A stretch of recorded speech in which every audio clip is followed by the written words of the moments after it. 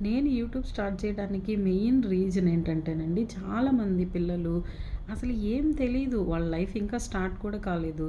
ప్రేమని, అదని, ఇదని మొబైల్ ఫోన్స్ వచ్చాక ఫోన్స్ తీసుకొని ఎవరితో ఒకళ్ళతో రాంగ్‌గా కనెక్ట్ అయిపోయి, చేయకూడని పనులన్నీ చేస్తూ జీవితాన్ని స్టార్ట్ అవ్వక ముందలే ఎండ్ చేసుకుంటున్నారండి.